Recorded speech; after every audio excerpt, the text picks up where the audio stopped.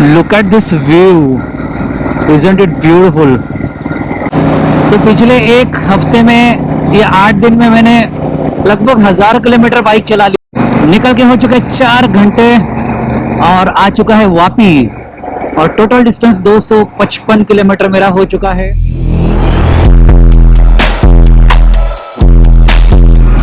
Good morning. आज है Saturday और राइड की पूरी तैयारी हो चुकी है। बड़ौदा टू पुणे 550 किलोमीटर, 10 घंटे की राइड कम से कम होती है बिकॉज ऑफ ट्रैफिक। तो bike is all set. Weekend है तो निकलने का प्लान था 7 बजे का मेरा सुबह का, और अभी वैसे क्या टाइम एग्जैक्ट 7 बजने वाले हैं। चलो on time. It's going to be very interesting journey, क्योंकि ये जर्नी में बहुत ज़्यादा ट्रैफिक रहता है, बहुत इरिटेटिंग ट्रैफिक रहता है, और बहुत सारे चैलेंजेस होते हैं इस राइड में due to traffic, road congestion and everything. So it's going to be different experience. Let's start the ride. जय श्री राम।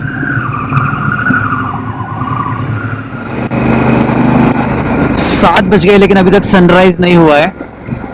अभी सनराइज होने वाला है, क्योंकि यहाँ से अभी मुझे दिख रहा है क्लियरली ऑरेंज कलर का जो शेड है just before sunrise and sunset का जो सीन होता है वैसे वाला। बट मॉर्निंग में राइड करने का एक फ़ायदा होता है, बहुत फ्रेश लगता है आपको, मतलब you feel like a full energetic. लेकिन इसका क्या किया जाए, एनर्जी को ड्रेन करने के लिए ये लोग तैयार है। ट्रैफिक ट्रैफिक ट्रैफिक, बस ये अगर सिस्टमेटिक चला ले ट्रक वाले तो लाइफ विल बी हेवन।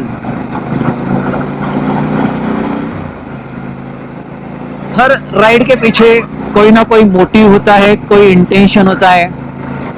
आज के राइड के पीछे जो मोटिवेशन है मेरा, या जो इंटेंशन है, वो है बाइक को पुणे ले जाके रखना। बड़ौदा में जो बाढ़ आई थी उसमें अपने बाइक को थोड़ा सा नुकसान हो गया था, थोड़े से इलेक्ट्रॉनिक पार्ट्स डैमेज हुए थे। तो उस पार्ट्स को रिपेयर करने के बाद लगभग 4-4.5 महीने बाद बाइक वापस आई है। मैं रहता हूँ ट्रैवल में, मैं नहीं चाहता कि बाइक यहाँ पे रहे और कुछ ऐसी और एक चीज़ हो जाए। I wanted to be safe with bike now.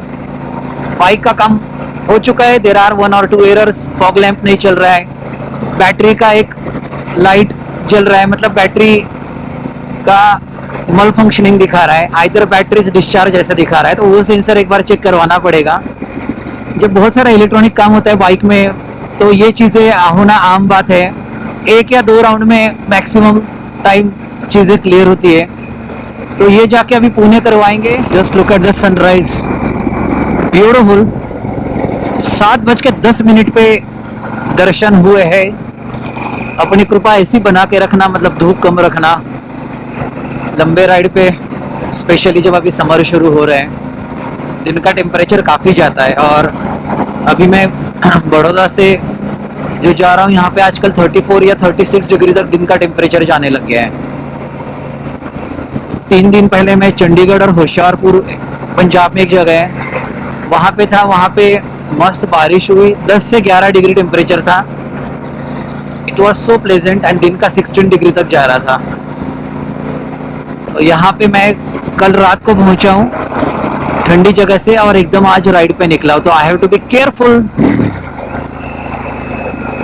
ताकि डिहाइड्रेशन और इन चीज़ों से मैं दूर रह सकूँ। आधा घंटा हो चुका है निकल के, और 45 किलोमीटर लगभग आ चुका हूँ। हवा ठंडी है, मतलब प्लेजेंट है बेसिकली, तो अच्छा लग रहा है। ट्रैफिक है यार, ट्रैफिक का तो मतलब ऐसा है कि ट्रक्स काफ़ी ज़्यादा है। आई थॉट कि इस टाइम पे ट्रक्स नहीं होंगे, क्योंकि मैं इससे पहले 3 बार बाइक पे बड़ौदा पुणे कर चुका हूँ। उसमें से 2 टाइम्स मैंने नाइट राइड किया है। मैं शाम को 6-6:30-7 बजे निकला हूँ। तो उस टाइम पे तो मुझे पता है कि सारे ट्रक वाले रात को चलाते हैं, मतलब मैक्सिमम। तो बहुत भयंकर ट्रैफिक में फंसा हूँ मैं, बहुत ही ज़्यादा ट्रैफिक में। और अब मुझे लगा कि दिन का टाइम में तो ट्रक वाले रेस्ट कर रहे होंगे early morning, but the case is same. जब तक दिल्ली मुंबई न्यू हाईवे का काम कंप्लीट नहीं होता है तब तक ये रोड खाली मिलने वाला नहीं है टू व्हीलर्स वालों के लिए। तो उसमें कोई मुझे लगता है कॉम्प्रोमाइज नहीं होगा ट्रैफिक में, ऐसा लग रहा है। और 1 घंटे में हमने लगभग 85 किलोमीटर डिस्टेंस कवर करके भरूच तक का सफर तय कर लिया है। Look at this view, isn't it beautiful. कितना सुंदर लग रहा है। पता नहीं ये नीचे की बोट आप लोगों को दिख रहे कि नहीं, इतना सुंदर लग रहा है कि क्या बताऊं। नदी, आई थिंक 2 नदियों का संगम, ऊपर से मस्त हल्के बादल, उसके पीछे सन, ब्यूटीफुल, बहुत ही खूबसूरत नज़ारा। और यहाँ पे 3 ब्रिज है टोटल, एक कार और 2 व्हीलर के लिए है, बीच वाला ट्रक्स के लिए और उस तरफ का बड़ौदा की तरफ जाने वाले लोगों के लिए है। नॉन स्टॉप 1 घंटे से पिछले बाइक चला रहा हूँ। सुबह एनर्जी थोड़ी हाई होती है और पहला जो स्पैच रहता है, पहला स्पैन बेसिकली, पहले स्पैन में एनर्जी हाई होती है। तो पहले स्पैन में आप जितना डिस्टेंस कवर कर सकते हो कर लो, एनर्जी हाई रहती है, पता नहीं चलता है।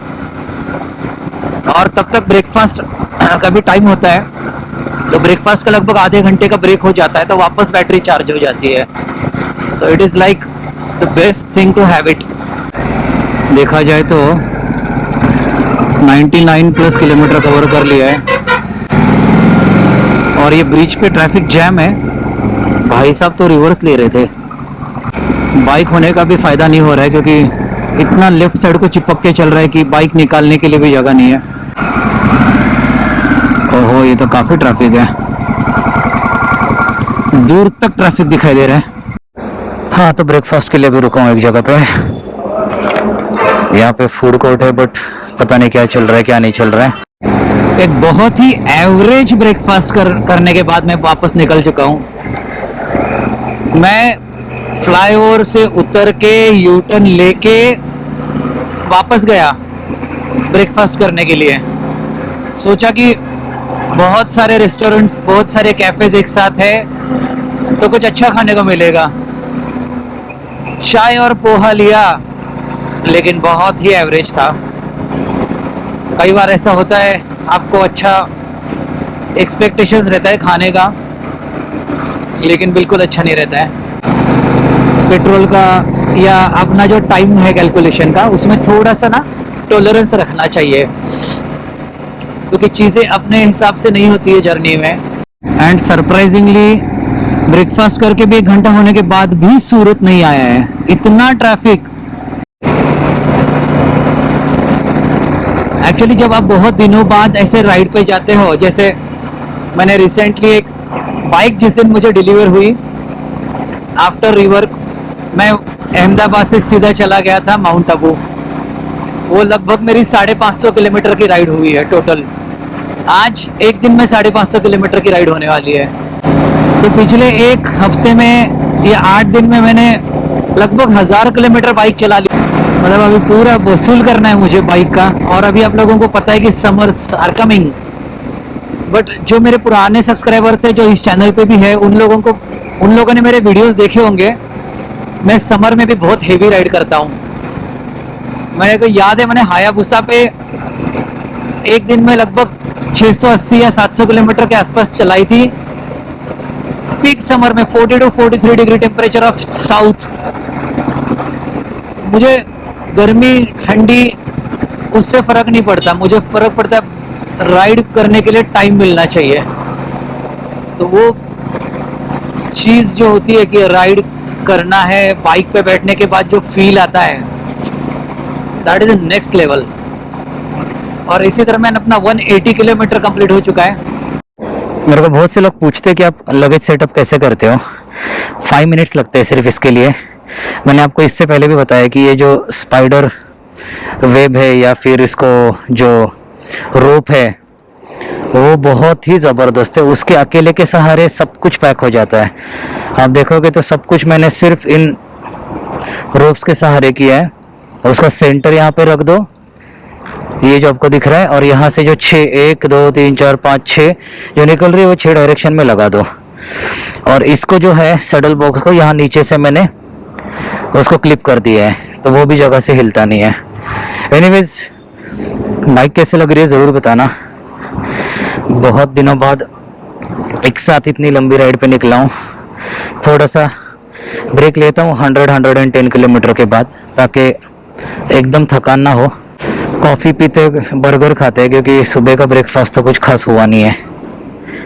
Let's go. निकल के हो चुके 4 घंटे और आ चुका है वापी, और टोटल डिस्टेंस 255 किलोमीटर मेरा हो चुका है मॉर्निंग से। उसमें मैंने 3 ब्रेक लिए। एक तो फ्यूल का ब्रेक था, एक जो था सुबह ब्रेकफास्ट के लिए लिया था लगभग आधे घंटे का, और अभी मैंने एक आधे घंटे का ब्रेक लिया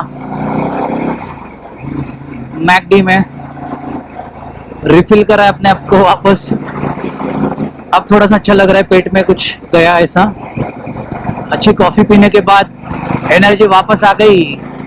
तब गर्मी अभी फील होना शुरू हो गई है, और बाइक की हीट तो पैरों पे ऐसा लगता है कि वैक्स हो ही जाएगा घर जाने तक, इतनी हीट है।